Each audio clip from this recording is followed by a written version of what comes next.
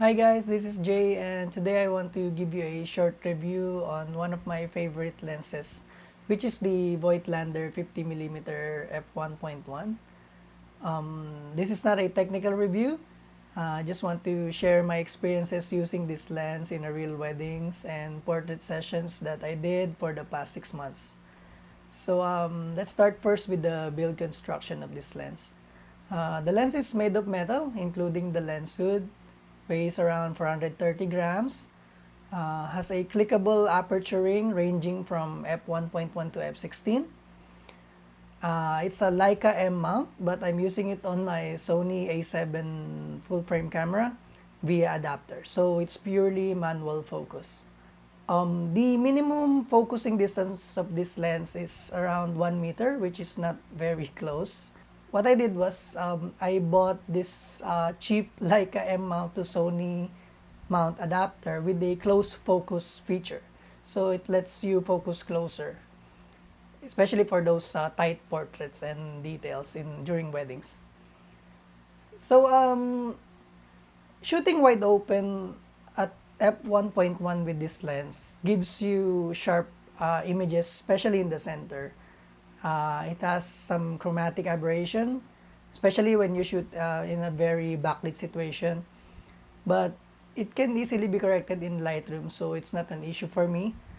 What I really like about this lens is its character. It's more about, it renders like Zeiss lenses, especially the planar Zeiss lenses, if you're familiar with that. So without further ado, let's go to my computer and I'll show you some images taken with this lens. So in this first image, I want to show you how much sharpness you can get from this lens. Here I focus on the bride's eyes and notice it is sharp while the background melts away beautifully. Also notice the transition from the eyes and the hair to the background. It's very smooth. Also, especially in this area.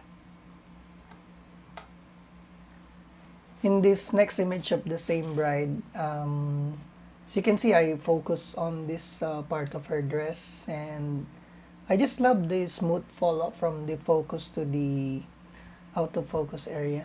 Shows you how much character this lens have. Again, the same bride, as you can see here, I focus on her face. Notice the bokeh of the background, especially in the trees. It's bubblier. It has this hard edge circle bokeh, but it's not distracting, and actually I really like it. In this next image, I want to show you that you can use this lens in a high contrast situation. Here, I position the couple behind this big window, and the contrast of the image is still there. This next image, again, like the previous one, I want to show you the transition from the focus area here, which is the coffee mug, going to the couple. This next image shows you how much bokeh you can get from shooting a full-length body portrait wide open. This next image, I shot this specifically at 1.4 because I noticed that shooting the lens wide open gives a huge amount of flare. So blocking the flares with my left hand and shooting at 1.4 reduced that flare a lot. In this last image, I want to show you that you can use this for group photos.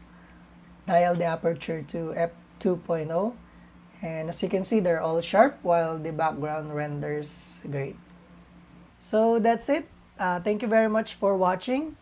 I hope I gave you some ideas of what this lens can do in an actual shoot. If you like this video, please consider to subscribe. You can also follow me on my Instagram and Facebook accounts. All the links in the description below. So till then, see you next time.